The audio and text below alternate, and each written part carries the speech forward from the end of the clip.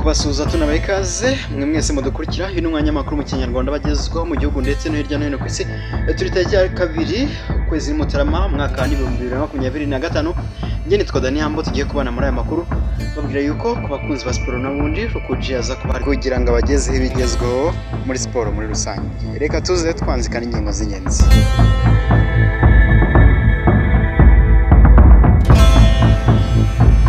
Mu ngingo zigiye kwimandwaho muri aya makuru turababwira uko iteganyagihe rizaba ryifashe haba ku bigendanye n'imvura, umuyaga ndetse n'ubushyuhe muri kuno kwezi kwa Mutarama twamaze gutangira ku munsi w'ejo.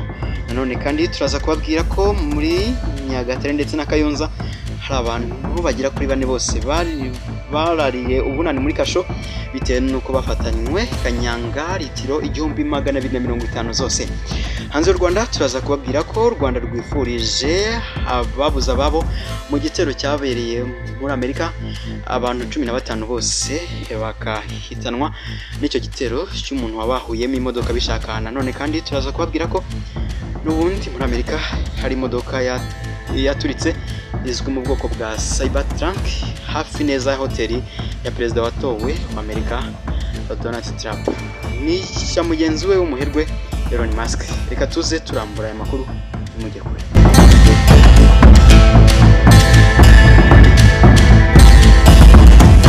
Reka makuru yacu tuhereye mu Rwanda tubabwira ko muri Mutarama 2025 mu Rwanda hateganyijwe imvura iri ku kigero cy'impuzandengo y'imvura isanzwe igwa mu kwezi kwa Mutarama, uretse mu bice byinshi by'uturere twa Rusizi na Nyamasheke, uburengerazuba bw'uturere twa Nyaruguru na Nyamagabe n'igice gito cy'amajyepfo y'akarere ka Karongi ahegereye parike ya Nyungwe. Muri ibyo bice hateganyijwe imvura iri hejuru gato yisanzwe igwa muri kino gice. Imvura iteganyijwe iri hagati ya mm0 na mm180 mu gihe imvura isanzwe igwa muri Mutarama iri hagati ya mm0 n'150 nk'uko bitangazwa n'ikigo cy'igihugu cy'iteganyagihe Meteo Rwanda. Imvura iri hagati ya mm150 n'180 iteganyijwe henshi mu turere twa Rusizi na Nyamasheke, uburengerazuba bw'uturere twa Nyaruguru na Nyamagabe n'igice gito cy'amajyepfo y'akarere ka Karongi. Imvura iri hagati ya mm120 n'150 iteganyijwe mu turere twa Rutsiro, Rubavu, Nyabihu, Huye, mu bice byinshi by'uturere twa Gisagara, Nyanza, Ruhango, Ngororero, Musanze na Burera, ahasigaye mu turere twa Nyaruguru, Nyamagabe, Karongi, Nyamasheke na Rusizi. Imvura iri hagati ya mm90 n'120 iteganyijwe mu karere ka Rulindo, Kamonyi, Muhanga, Gakenke na Gicumbi, ahasigaye mu turere twa Gisagara, Nyanza, Ruhango, Ngororero, Musanze, Burera, amajyaruguru n'uburengerazuba bw'umujyi wa Kigali n'agace gato k'uburengerazuba bw'akarere ka Bugesera.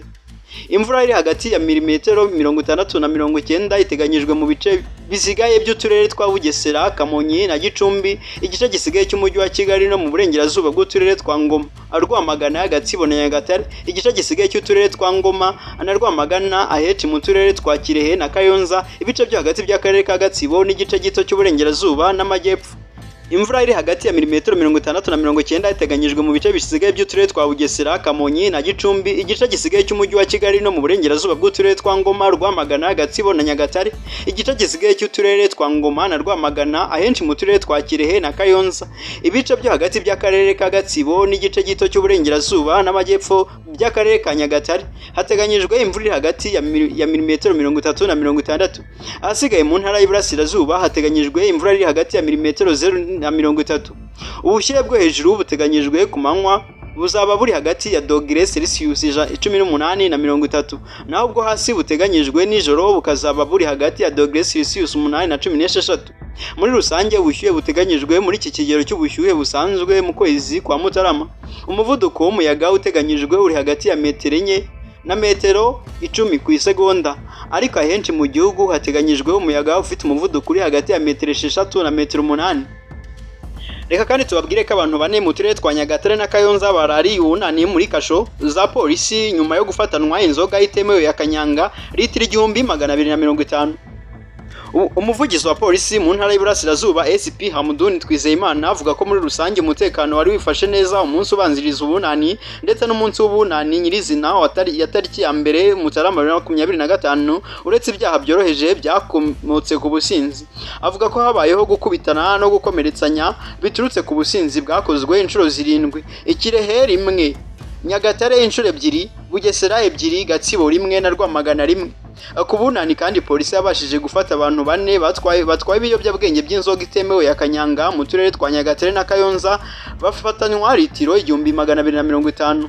Ati hafashwe litiro za kanyanga 1250 mu turere tubiri Nyagatare na Kayonza, buri hose hafashwe abantu babiri. Ubu uko ari bane bafungiye kuri station za polisi muri utwo turere. Umunsi w'ubunani kandi hafashwe abamotari bane n'abashoferi b'imodoka babiri bari batwaye ibinyabiziga banyoye bisindisha. Mu karere ka Bugesera habereye impanuka yoroheje aho imodoka ebyiri zagonganye, ba nyirazo birumvikana barangiritse. SP Hamdon Twizimana yasabye abanyarwanda muri rusange kugabanya kunywa ibisindisha kuko bidatanga umunezero ahubwo bishobora guteza ibindi bibazo. Yabasabye kandi kwirinda ibikoresho by'ibiyobyabwenge, haba kubitunda cyangwa kubicuruza kuko bifatanywa hano n'amategeko.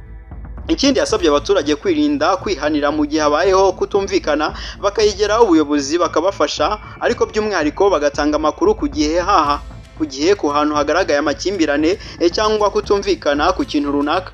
Hanze y'u Rwanda muri Las Vegas, imodoka yakozwe na Elon Musk yaturikiye kuri hoteli ya Trump. Byibuze umuntu umwe yapfuye, abandi 7 barakomereka nyuma y'uko imodoka yo mu bwoko bwa Cybertruck ikorwa n'uruganda Tesla rwa Elon Musk iturikiye hanze ya hoteli ya mushuti we Perezida wa Amerika watowe Donald Trump muri Las Vegas. Kuri uyu wa gatatu tariki ya 2 Mutarama 2025 nibwo Cybertruck yafashwe n'inkongi y'umuriro aho yari iparitse hanze ya hoteli ya Perezida wa Amerika watowe Donald Trump yerereye mu mujyi wa Las Vegas. Polisi yavuze ko umuntu umwe yapfuye, abandi benshi bakomerekera muri iyo mpanuka nk'uko bitangazwa na Deutsche Welle. Mu kiganiro n'abanyamakuru, Sheriff wa Las Vegas Sheriff Kevin Masmahir yagize ati imodoka yahageze imbere y'umuryango wa hoteli w'ikirahure mbere y'iturika rihambaye. Masmahir yavuze ko muri iyo modoka harimo umuntu umwe wapfuye mu gihe abantu 7 bo bakomeretse byoroheje. Yavuze ko bari muri hoteli bahise bavanwamo byihuse baratabarirwa. Polisi yavuze ko barimo gukora iperereza kugira ngo hamenye icyateye iryo turika. Amakuru bitangazamakuru bimwe ntatinya kuvuga ko abayobozi bari gushyira ku ruhande yuko iri turika ryaba ryabaye mu bikorwa by'iterabwoba. N'ubundi kandi tuvuye aho ngaho reka tubabwire ko u Rwanda rwihanganishije ababuriye ababo mu gitero cy'New Orleans cyagwemo abantu 15. Ambasade y'u Rwanda muri Leta Zunze Ubumwe za Amerika yihanganishije imiryango y'abagera kuri 15 bapfuye mu mujyi wa New Orleans ubwo umushoferi w'imodoka yigongeshaga ikivunge cy'abantu ku bushake. Iki gikorwa cyamaze gutangazwa nk'igitero cy'iterabwoba na Leta ya Amerika cyabaye ku wa 2 Mutarama 2025 ubwo ni ku munsi w'ejo ubwo abantu bari mu byishimo mu gutangira umwaka mushya. Umuyobozi w'umujyi wa New Orleans bwatangaje ko mu masaha ya saa 3 z'ijoro mu gace ka French Hotel gakunzwe na bamukerarugendo karimo utubari na za restaurant nyinshi ari ibyo byabereye ubwo iyo modoka yinjiraga mu kivunge cy'abantu bari mu birori bisoza umwaka. Ambasade y'u Rwanda muri Amerika ibinyujije ku mbuga nkoranyambaga yatangaje ko ifatanyije n'ababuriye ababo muri iki gitero. Ati ambasade y'u Rwanda n'umuryango w'abanyarwanda baba muri Amerika irihanganishije cyane imiryango y'ababuze ababo muri iki gitero kibabaje cyane cyabereye New Orleans. Ibitekerezo byacu n'amasengesho biri kuri mwe muri ibi bihe bikomeye. Uwagabye iki gitero ari nawe wari utwaye iyi modoka yahise araswa aricwa ubwo yageragezaga kurwanya abashinzwe umutekano. Urwego rwa Amerika rushinzwe iperereza FBI rwatangaje ko umugabo wagabye iki gitero yasanganwe ibendera ry'umutwe w'iterabwoba wa Islamic State.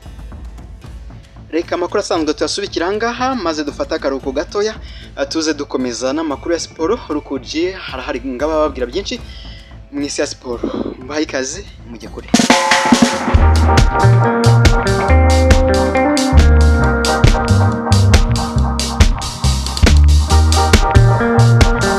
Ngira ngo rero n'ubundi nkuko twabasezeranyije n'umwanya w'amakuru agezweho muri siporo. Rero uyu munsi Rukuje muramwihangana ntabwo abashije kujya muri studio neza, ariko turi kumwe n'ubundi ku murongo wa telefone. Rukuje reka tuguhe ikaze muri studio. Urakoze cyane Dani. N'umwanya wawe rero, abanyarwanda barakunyotewe cyane ngo bagezeho amakuru agezweho mu mikino. Ndumva umwanya ari wawe. Nibyo amakuru y'imikino reka duhite tuyahera mu Rwanda muri ekipe ya Rayon Sports. Ikiri kuvugwamo rero ni myugariro wayo witwa Sabimana Aimable yandikiye ibaruwa iyi ekipe ayisaba kumwishyura amafaranga yiwe agera kuri miliyoni 5. Miliyoni 5 zasigaye kuri Repritoma bari bamwemereye. Aya ni amafaranga ahabwa nyine umukinnyi kugira ngo asinyire ekipe. Ubwo rero aravuga ko mu gihe ataba yishyuwe aya mafaranga yahita asesa amasezerano nayo agahita yishakira indi ekipe. Tukiri muri Rayon Sport hamaze kuboneka umusimbura witwa Ayabonga Repita uheruka gutandukana n'iyi ekipe avuga ko yagiye mu bibazo by'umuryango. Yamaze kumusimbuza rero Kocha Corneille, uyu nguyu yabaye na Robertinho muri Simba Sport Club, yamaze kumugarura muri ekipe nyine nk'ugomba kongerera abakinnyi imbaraga cyangwa se abazi nka fitness coach. Ubwo rero muri Rayon Sport kandi ikindi kiri kuvugwa, yamaze gusohora ibiciro byo ku mukino izakina ku munsi wo kuwa gatandatu ikina n'ikipe ya Polisi no mukino wa shampiyona. Yavuze ko asigaye hose n'ibihumbi 3 muri Regia n'ibihumbi 5, VIP n'ibihumbi 10, hanyuma VIP n'ibihumbi 20. Aho ngaho ntuzagura itike mbere y'umukino, hanyuma uzagura ku munsi w'umukino kuwa gatandatu, aho ahari ibihumbi 3 hazaba 5, ahari 5 bibe 7, ahari ibihumbi 10 bibe 15, hanyuma ahari ibihumbi 20 bibe ibihumbi 30. Hanyuma reka twerekeze muri ekipe ya APR. Ikipe ya APR haravugwamo rutazamu umugande bita Fahad Bayo, uyu nguyu wakoze igeragezwa mu ikipe ya Yanga bikaza kuba bitagenda neza. Biravugwa rero yuko uyu rutazamu umugande yakwerekeza muri ekipe ya APR. Ubwo reka tubyanga amaso niba azerekezamo cyangwa se bitazakunda. Ubwo ngubwo duhita tuvana hano mu Rwanda ahubwo twerekeze ku mugabane wa Afurika. Ku mugabane wa Afurika kiri kuhavugwa ni umuzamu w'ikipe y'igihugu ya Nigeria, akaba n'umuzamu wa Chiefs United mu gihugu cya Afurika y'Epfo, bamwita Stanley Nwabali. Uyu nguyu yapfushije nyina we umubyara. Ibi bibaye kandi nyuma y'ukwezi kumwe apfushije na se umubyara, kuko se yamubuze mu kwezi kwa 11 k'umwaka ushize. Yamaze gupfusha rero na nyina w'umubyara. Arumva ko ibintu bitakomeje kugenda neza kuri umuzamu ukina ikipe y'igihugu ya Nigeria. Ubwo reka tumwihanganisha, ariko nawe umwaka utamugendekeye neza, ariko ibizeye ko uyu nguyu twinjiyemo uzagenda neza. Hanyuma reka twerekeze muri Tanzania. Ikipe ya Yanga Sport Club, ikipe ya Yanga ifite umukino na Tusker Mazembe ku munsi wo kuwa gatandatu mu mukino wa CAF Champions League bazaba bakina kuri Benjamin Mkapa. Ibiciro byo kuri umukino, ushaka gukina kuri umukino hasigaye hose ibihumbi 5 by'amashiringi ya Kenya. Hanyuma aho bita muri VIP ibihumbi 10, VIP ibihumbi 20, hanyuma VIP ibihumbi 30. Ku mukino wa Yanga ndetse na Tusker Mazembe kuteganyijwe ku munsi wa gatandatu kuri umukino ejo. Hanyuma reka tuve hano ku mugabane wa Afurika rero twerekeze ku mugabane w'Uburayi. Ku mugabane w'Uburayi igihari wenda twagarukaho ni imikino ya English Premier League. Umunsi w'ejo kuwa gatatu kuri Bonane hari umukino wabaye. Ikipe ya Arsenal de Gunners yari yasuye ikipe ya Brentford kuri Grange Community Stadium. Birangira ikipe ya Arsenal yitwaye neza cyane, hatsindira nyine Brentford ibitego 3 byose kuri kimwe. Ibitego byatsinzwe na Gabriel Martinelli, Gabriel Jesus ndetse na Mikel Merino. Kimwe rukumbi cya Brentford cyatsinzwe n'umunyakameruni w'umwe Bryan Mbeumo. Byahise bituma rero ikipe ya Arsenal yose ituza ikipe ya Liverpool, kuko magingo aya Liverpool iri ku mwanya wa 45, irarusha Arsenal iri ku mwanya wa 2 amanota 6 ifite 39, ariko Liverpool ifite n'ikirara numva ko iri kuyotsa igitutu. Hanyuma ikindi twagarukaho hariya ku mugabane w'Iburayi, Marcus Rashford ikipe ya Manchester United yatangaje ko ishobora kuba yamugurisha no mu rugo kwezi kwa mbere, cyangwa se akaba yamutanga ku nguzanyo. Ikipe iri tayari yaza ikamutwara iramutse itanga amafaranga nyine ikipe ya Manchester United yifuza. Hanyuma ikindi gihari ni Lamine Yamal wari umaze igihe afite ikibazo cy'imvune, dore ko yavunitse mu kwezi kwa 12 kwari gushize kose adakina. Uyu amaze kugaruka mu myitozo ya FC Barcelona. Rero urumva bimeze neza ku bakunzi ba FC Barcelona yabagaruye Lamine Yamal. Hanyuma ikindi twagarukaho ni Dani Olmo hariya mu gihugu cya Espagne. Ikipe ya FC Barcelona yavuga ko igiye kugurisha imyanya yayo yo muri stade yabo wanyuka yo muri VIP kugira ngo ibone amafaranga yo kuba yakandikisha witwa Paulo Torres ndetse n'umusore bita amatara nyine Dani mu kugira ngo ibintu bibe bigenda neza. Hanyuma reka dusoze muri ekipe ya Real Madrid witwa rero Ancelotti yavuze ko atari cyane gutakaza amafaranga bagura abakinnyi mu kwezi kwa mbere.